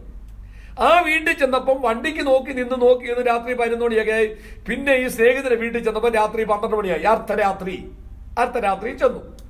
പ്രാർത്ഥിക്കുന്നത് എങ്ങനെയാണെന്ന് ദൈവം പഠിപ്പിക്കുക. അപ്പം അവിടെ ചെന്നു. അദ്ദേഹത്തെ കണ്ടപ്പോൾ തന്നെ വലിയ അസ്വസ്ഥനായി നമ്മുടെ ആ സ്നേഹിതൻ. കാരണം ഇവൻ ഒന്നാമത് കണ്ടപ്പോൾ ഇദ്ദേഹം നടന്നോ വേർത്തോ ഒക്കെ ക്ഷീണിതനായി വന്നിരിക്കുക. ഒന്ന്. രണ്ടാമത് അവന്റെ വീട്ടിൽ കൊടുക്കാൻ ഒന്നുമില്ല. സ്തോത്രം. അവന്റെ വീട്ടിൽ കൊടുക്കാൻ ഒന്നുമില്ല. അവൻ എന്ത് ചെയ്തു? സ്തോത്രം. അവൻ വലിയ അസ്വസ്ഥനായിട്ട് ഭക്ഷണമൊന്നും കൊടുക്കാനില്ലാത്തതുകൊണ്ട് ചെയ്തു. ഇദ്ദേഹത്തെ കണ്ടപ്പോൾ തന്നെ വളരെ മനസ്സ് വേദനിച്ചു. എന്നിട്ട് സ്തോത്രം, നമ്മുടെ സ്നേഹിതൻ, അദ്ദേഹത്തിന്റെ ഏറ്റവും അടുത്ത ഒരു സ്നേഹിതൻ ഈ വീടിനടുത്ത് താമസിക്കുന്നുണ്ട്. അദ്ദേഹത്തിന്റെ പേരാണ് നസ്രയനായ യേശു. നമ്മുടെ ഒരു സ്നേഹിതൻ നമ്മുടെ വീടിന് ദൂരെ താമസിക്കുന്നു. അദ്ദേഹത്തിന്റെ ഒരു സ്നേഹിതൻ അർദ്ധരാത്രി വന്നു. വീട്ടിൽ വന്നപ്പോൾ നമ്മുടെ സ്നേഹിതന്റെ വീട്ടിലൊന്നും ഇല്ലാഞ്ഞതുകൊണ്ട് നമ്മുടെ സ്നേഹിതൻ അദ്ദേഹത്തിന്റെ അടുത്ത് താമസിക്കുന്ന നസ്രയത്തുകാരനായ സ്നേഹിതന്റെ അടുക്കൽ ചെന്നു. എന്നിട്ട് അദ്ദേഹത്തിന്റെ അടുക്കൽ ചെന്നപ്പം പറഞ്ഞു, സ്നേഹിത അന്ന് കൊട്ടി വിളിച്ചപ്പം പറഞ്ഞു, വിളിച്ചിട്ട് അകത്തുനിന്ന് കുറഞ്ഞ നേരം കൊട്ടിയും പറഞ്ഞു, എനിക്ക് 3 അപ്പം എന്ത് ചെയ്യണം, വായ്പ തരണമെന്ന് പറഞ്ഞു. സ്തോത്രം.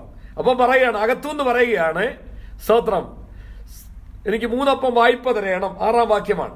എന്റെ ഒരു സ്നേഹിതൻ വലിയ യാത്രയിൽ, സ്തോത്രം, എനിക്ക് 3 അപ്പം വായ്പ തരണം. എന്റെ ഒരു സ്നേഹിതൻ വലിയ യാത്രയിൽ എന്റെ അടുക്കൽ വന്നു. അവന് വിളമ്പി കൊടുപ്പാൻ എന്റെ പക്കൽ ഏതുമില്ല എന്ന് അവനോട് പറഞ്ഞാൽ എന്നെ പ്രയാസപ്പെടുത്തരുത്. കഥ അടച്ചിരിക്കുന്നു, പൈതങ്ങൾ എന്നോടുകൂടെ കിടക്കുന്നു. സ്തോത്രം. എന്തായി പറഞ്ഞതിന്റെ അർത്ഥം?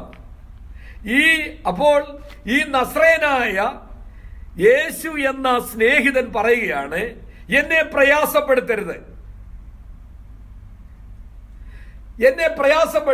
എന്നെ ജീവന് തുല്യം സ്നേഹിച്ച അബ്രഹാമിന്റെ മക്കൾ എന്റെ കൂടെ കിടപ്പുണ്ട്. എന്നെ ജീവന് തുല്യം സ്നേഹിച്ച, തന്റെ വാർദ്ധക്യത്തിൽ ഞാൻ കൊടുത്തപ്പോൾ, എന്റെ ഒരു മകനെ കൊടുത്തപ്പോൾ അവനെ കൊണ്ട് യാഗം കഴിച്ച് അതിനെക്കാട്ടിൽ എന്നെ സ്നേഹിക്കുന്നെന്ന് വെളിപ്പെടുത്തിയ എന്റെ സ്നേഹിതനായ അബ്രഹാമിന്റെ മക്കൾ എന്റെ കൂടെ കിടപ്പുണ്ട്. അതുകൊണ്ട് എന്നെ ശല്യപ്പെടുത്തരുത്, ആ കുഞ്ഞുങ്ങളെ അസഹ്യപ്പെടുത്തരുത്. തന്നെയുമില്ല, കഥ കടച്ചിരിക്കുക. സ്തോത്രം. നിനക്ക് തുറന്നു തരേണ്ട ഒരാവശ്യവും എനിക്ക് വരുന്നില്ല, കഥ അടച്ചിരിക്കുക, ഇല്ലെന്നൊന്നും പറഞ്ഞില്ല. സ്തോത്രം. അതുകൊണ്ട് എന്നെ എന്ത് ചെയ്യരുത്, പ്രയാസപ്പെടുത്തരുത്. എങ്കിലും ഇവൻ സ്നേഹിതനായതുകൊണ്ട് വിട്ടുപോകാതെ നിന്ന് കൊട്ടിക്കൊണ്ടിരുന്നു.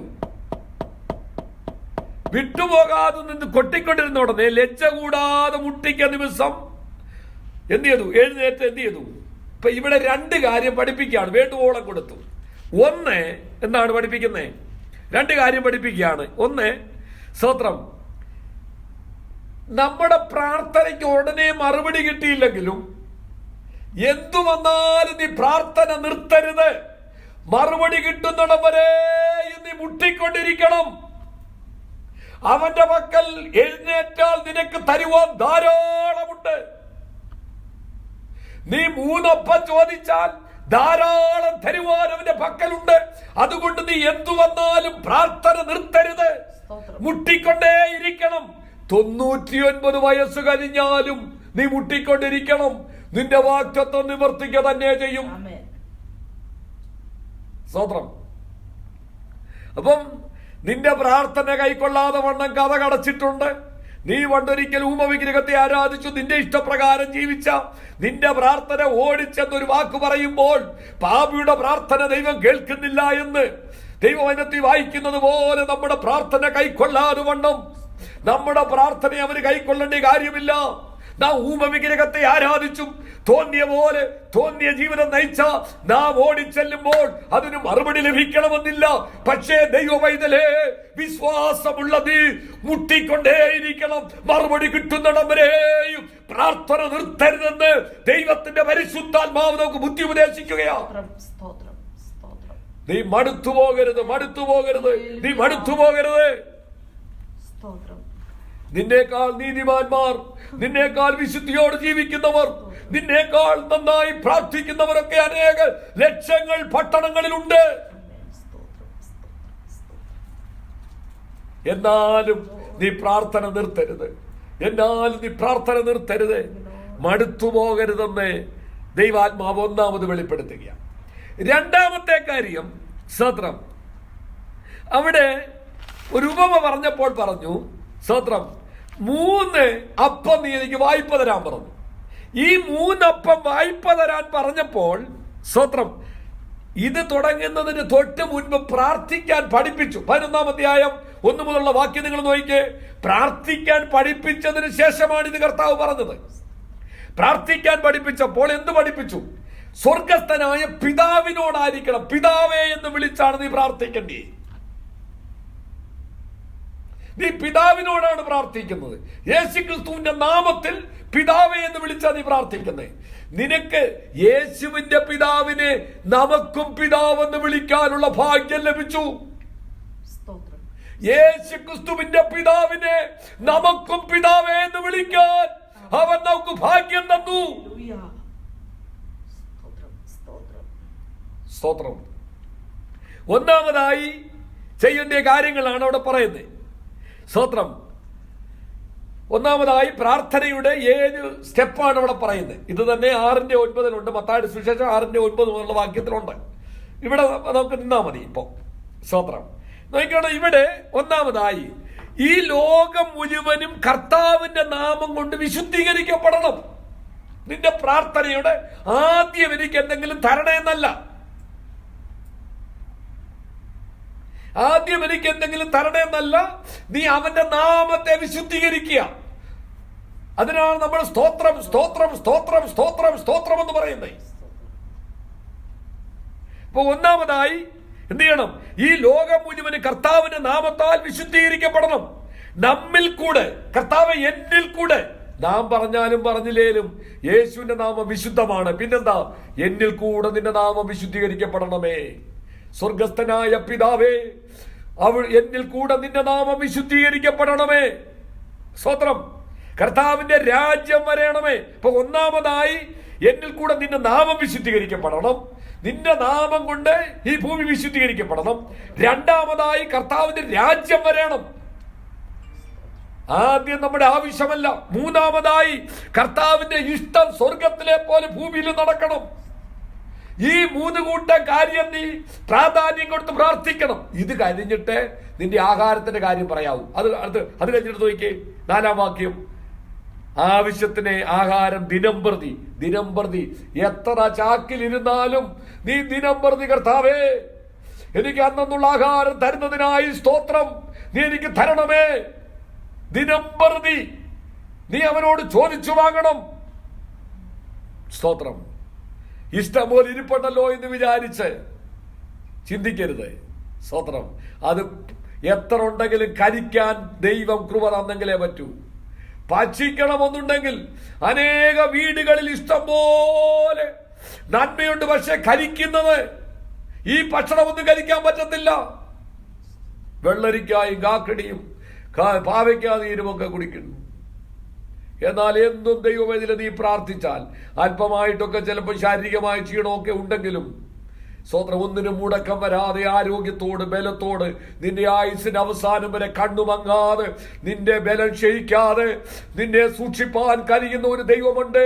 അതുകൊണ്ട് അതും പ്രാർത്ഥിക്കണം. എന്റെ ആയുസിന്റെ അവസാനം വരെ നീ എന്റെ നരിയാണിയെ ഉറപ്പിക്കണം, എന്റെ ശരീരത്തെ ബലപ്പെടുത്തണം, എന്റെ കണ്ണു മങ്ങി പോകരുത്, എന്റെ കേൾവി കുറഞ്ഞു പോകരുത്, എന്റെ കാഴ്ച കുറഞ്ഞു പോകരുത്, എന്റെ സംസാരത്തിന് പോരായ്മ വരരുത് എന്ന് നാം ദൈവത്തോട് പ്രാർത്ഥിക്കണം. സ്തോത്രം. അപ്പൊ ഇത് സ്തോത്രം. 5-ാമതായി ഇനിയും നമ്മളെ സംബന്ധിച്ച ആദ്യത്തെ 3 കാര്യം ദൈവത്തെ സംബന്ധിച്ചാണ്. നിന്റെ നാമം വിശദീകരിക്കപ്പെടണം, നിന്റെ രാജ്യം വരണം, നിന്റെ ഇഷ്ട സ്വർഗത്തിലെ പോലെ ഭൂമിയിലാകണം. നിന്റെ വിഷയമാണ് ആദ്യത്തെ 3 കാര്യം. 4-ാമത്തെ കാര്യം നിന്റെ വിഷയമാണ്, നിന്റെ ഉദരത്തിന്റെ വിഷയമാണ്, വയറിന്റെ വിഷയമാണ്. എനിക്ക് അന്നുള്ള ആഹാരം തരണമേ. അടുത്ത 3 കാര്യം സ്തോത്രം മനുഷ്യനെ സംബന്ധിച്ച് മനുഷ്യരോടുള്ള ബന്ധത്തിലാണ്. ഞങ്ങളുടെ കടക്കാരോട് ഞങ്ങൾ ക്ഷമിക്കുന്നത് പോലെ ഒരു കണ്ടീഷനാണ്. ഞങ്ങളുടെ കടക്കാരോട് ഞങ്ങൾ ക്ഷമിക്കുന്നുള്ളൂ. ഞങ്ങളെ പരീക്ഷയിൽ അകപ്പെടുത്തരുതേ, ദുഷ്ടനിൽ ഞങ്ങളെ രക്ഷിക്കണമേ. സ്തോത്രം. ഈ പ്രാർത്ഥന പഠിപ്പിച്ചിട്ടാണ് കർത്താവ് ഈ ഉപമ പറഞ്ഞത്. സ്തോത്രം. കർത്താവ് ഇതിന്റെ ഈ സ്തോത്രം മത്തായിയുടെ സുവിശേഷത്തിൽ എഴുതിയിരിക്കുന്ന 6-ാം അധ്യായം തൊട്ട് 6:8 മുതലുള്ള വാക്യം ഇത് തന്നെയാണ് എഴുതിയിരിക്കുന്നത്. പ്രാർത്ഥന പഠിപ്പിക്കുക. അവിടെ എഴുതിയിരിക്കുന്നത്, നിങ്ങൾ യാചിക്കുന്നതിന് മുൻപേ നിങ്ങൾക്ക് എന്തു വേണമെന്ന് ദൈവം അറിയുന്നു.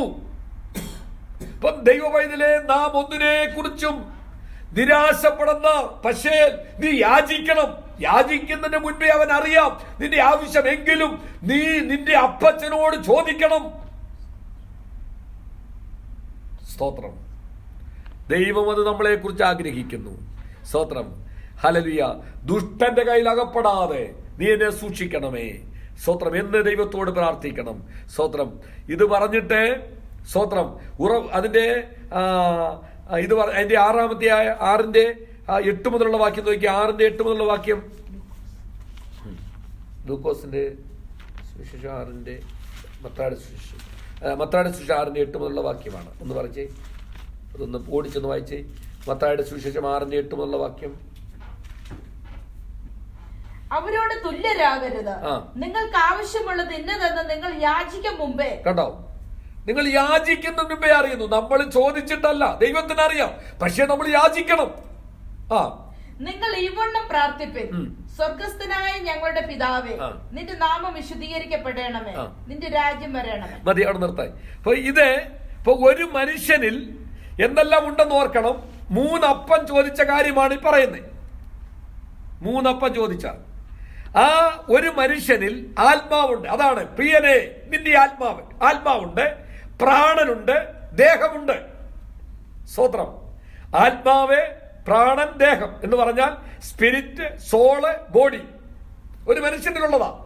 ഇങ്ങനെയുള്ള ഒരു ജീവികളും ലോകത്തിലില്ല വേറെ.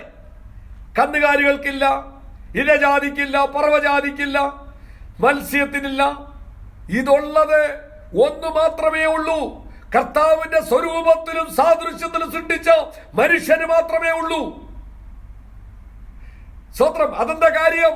മണ്ണുകൊണ്ട് സൃഷ്ടിക്ക മാത്രമല്ല, അവന്റെ ജീവശ്വാസമൂതി.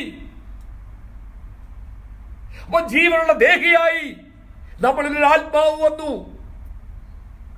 അതാണ്. അപ്പൊ അത് ഒന്നുകൂടെ വായിച്ചേ.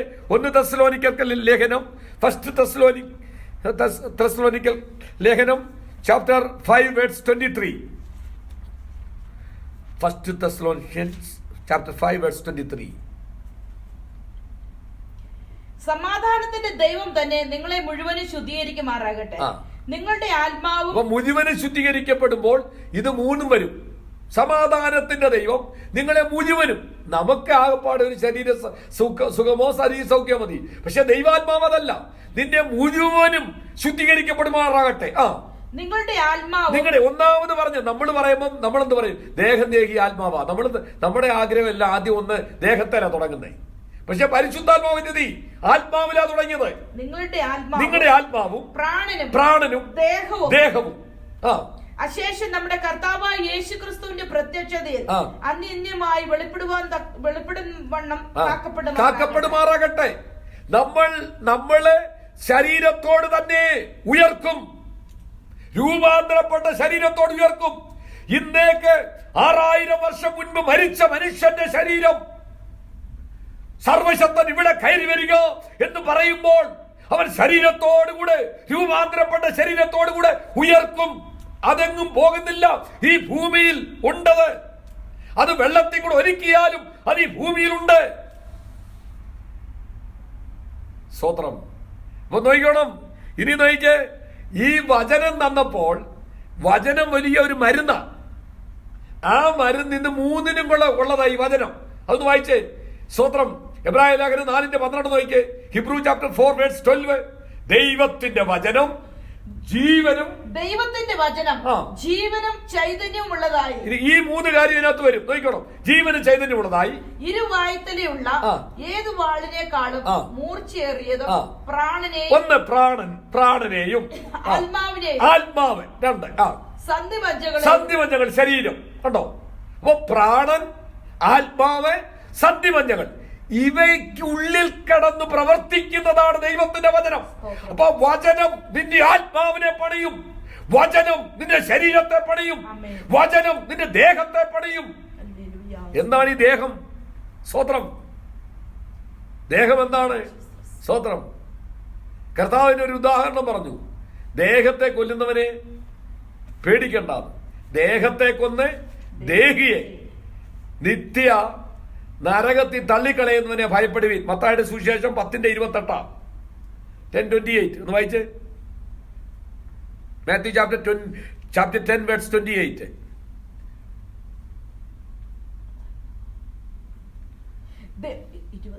ദേഹിയെ കൊല്ലുവാൻ കഴിയാതെ ദേഹത്തെ കൊല്ലുന്നവരെ ഭയപ്പെടേണ്ട, ദേഹിയെയും ദേഹത്തെയും നരകത്തിൽ നശിപ്പിക്കാൻ കഴിയുന്നവനെ തന്നെ ഭയപ്പെടുവേ. അപ്പം ഒരു മനുഷ്യനിൽ ദേഹമുണ്ട്, ദേഹിയുണ്ട്, ആത്മാവുണ്ട്. അപ്പൊ ദേഹത്തെ കൊല്ലുന്നവനെ ഭയപ്പെടണ്ട. പിശാചിന് മാക്സിമം ചെയ്യാവുന്നത് അതേ ചെയ്യാൻ കഴിയത്തുള്ളൂ. അപ്പൊ നമ്മള് ഈ പ്രാർത്ഥിക്കുന്നുണ്ട് ഇന്നു മുതൽ സ്തോത്രം. നമ്മുടെ പ്രാർത്ഥിക്കുമ്പോൾ നമ്മുടെ ആത്മാവിന് വേണ്ടി പ്രാർത്ഥിക്കണം.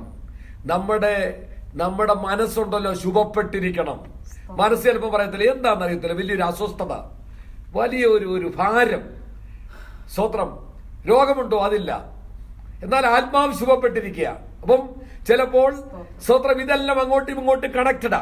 ഇവിടെ നോക്കിക്കോണം, ഞാൻ പറഞ്ഞു വന്നത് 3 അപ്പം ചോദിച്ച കാര്യം എന്താ കാര്യം എന്നറിയാമോ? ഈ രാത്രി 12 മണിക്ക് ഓടി വന്നവൻ ഇവനെ കണ്ടപ്പോൾ ക്ഷീണത്തിനൊക്കെയാണ്.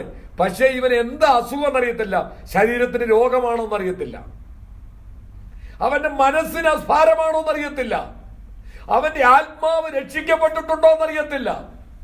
അപ്പം ഇതുകൊണ്ട് കർത്താവേ, ഈ നസ്രയനായ സ്നേഹിതന്റെ അടുക്കൽ ഈ സ്നേഹിതൻ ഓടി വന്നിട്ട് പറയുകയാണ്, നമ്മൾ ഓടിച്ചെന്ന് നമ്മൾ പ്രാർത്ഥിക്കുകയാണ്.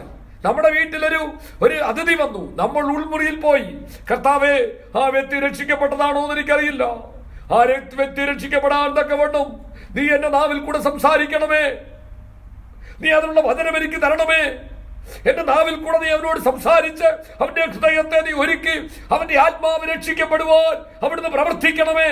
2, കർത്താവേ അവന്റെ മനസ്സിന് വലിയ അസ്വസ്ഥതയുണ്ടോ, ഭാരമുണ്ടോ, മരണഭീതിയാണോ, ഭയമുണ്ടോ എന്ന് ഞാൻ അറിയുന്നില്ല.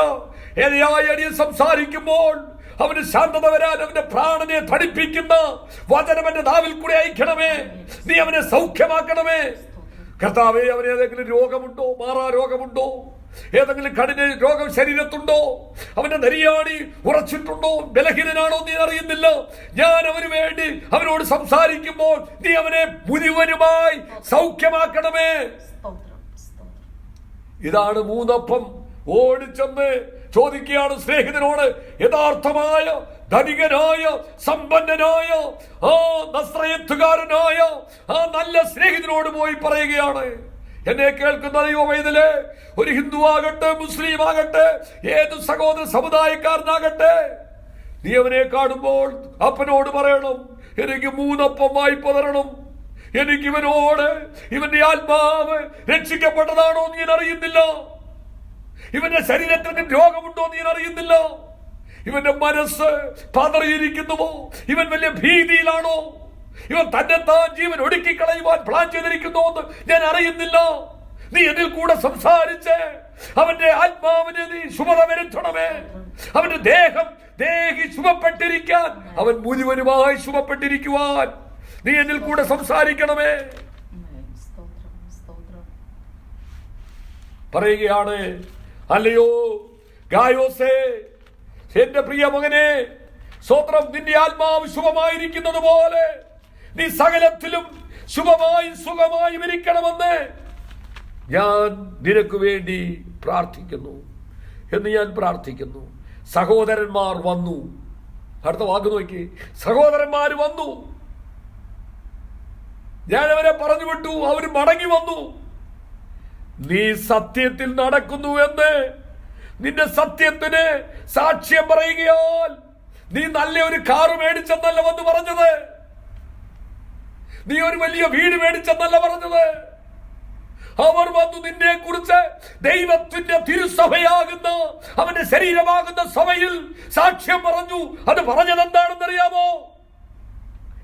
സ്തോത്രം, നീ സത്യത്തിൽ നടക്കുന്നു എന്ന് നിന്റെ സത്യത്തിന് സാക്ഷ്യം പറയുകയാൽ ഞാൻ അത്യന്തം സന്തോഷിച്ചു. എന്നെ കേൾക്കുന്ന ദൈവമൈതലേ, നീ ഒരാളോട് സുവിശേഷം പറഞ്ഞ് അവൻ രക്ഷാനിർണയം പ്രാപിച്ച് അവന്റെ രൂപത്തിനും ഭാവത്തിനും അവന്റെ സ്വഭാവത്തിനും വ്യത്യാസം വന്ന് അവനൊരു പ്രാർത്ഥനാ പുരുഷനായി നടക്കുന്നത് കാണുമ്പോൾ ലോകത്തിനാരും സന്തോഷിക്കുന്നതിനേക്കാളുപരി അവനെ രക്ഷാനിർണയത്തിലേക്ക് ഒരുക്കിയ നീ ഏറ്റവും അധികം സന്തോഷിക്കും. അവനെ ഒരുവൻ വശീകരിച്ചു കളഞ്ഞാൽ നിനക്ക് സഹിക്കാൻ കഴിയത്തില്ല. അവനെ ബലഹീനമാക്കിയാൽ നിനക്ക് സഹിക്കാൻ കഴിയത്തില്ല.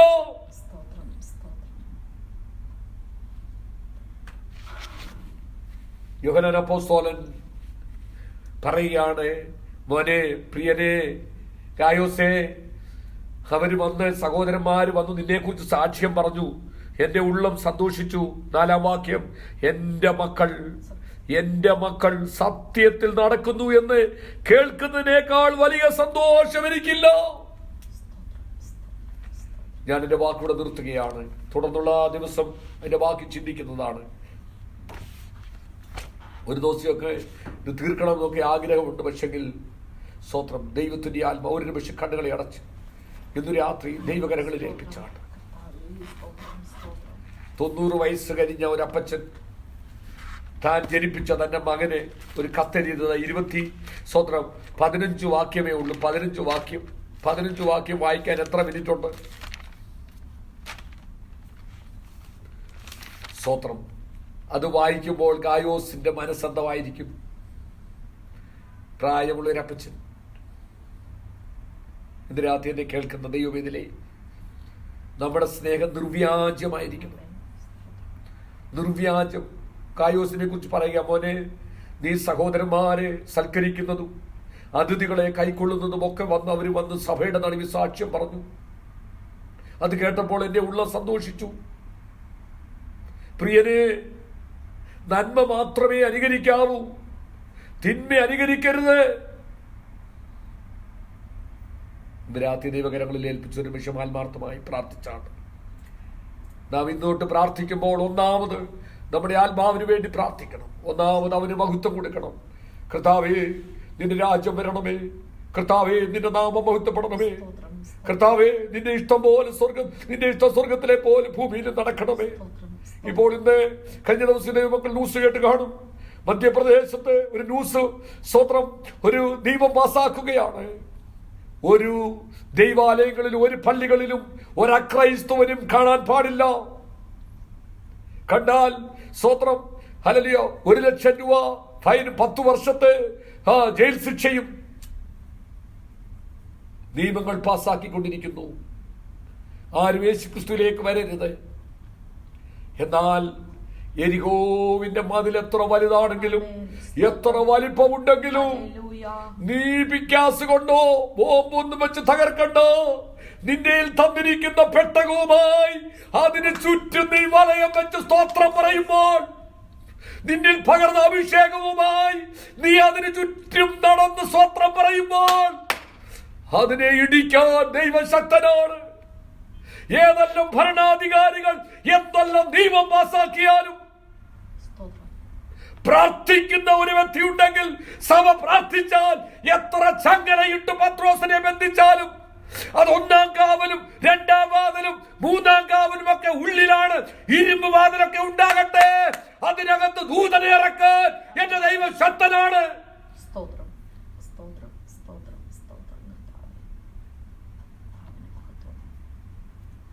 ഇന്ന് രാത്രിയിൽ നമുക്ക് പ്രാർത്ഥിക്കാൻ കഴിയുമോ? ഇന്ത്യയെ ദൈവം നമുക്ക് തന്നിരിക്കുകയാണ്. ഓരോ ദേശത്തെ ദൈവം ഓരോരുത്തർക്ക് കൊടുത്തിരിക്കുകയാണ്.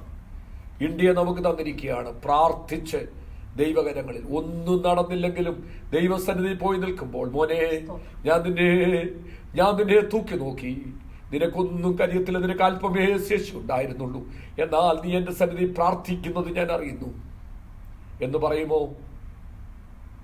ഇന്ന് രാത്രിയിൽ കർത്താവെ, പ്രാർത്ഥിക്കാൻ എന്നെ ഉദ്യമിപ്പിക്കണമേ, പ്രാർത്ഥിക്കാൻ എന്നെ പഠിപ്പിക്കണമേ. പ്രാർത്ഥിക്കുമ്പോൾ വേണ്ടുവണ്ണം പോലെ പ്രാർത്ഥിക്കുവാൻ, ആത്മാവിന് വേണ്ടി പ്രാർത്ഥിക്കുവാൻ, സ്തോത്രം, ശരീരത്തിന് വേണ്ടി പ്രാർത്ഥിക്കുവാൻ, ദേഹിക്ക് വേണ്ടി പ്രാർത്ഥിക്കുവാൻ ദൈവമേ എന്നെ പഠിപ്പിക്കണമേ എന്ന് പ്രാർത്ഥിക്കാം. ദൈവകരങ്ങളിൽ ഏൽപ്പിച്ച് നമ്മെ സമർപ്പിക്കാം.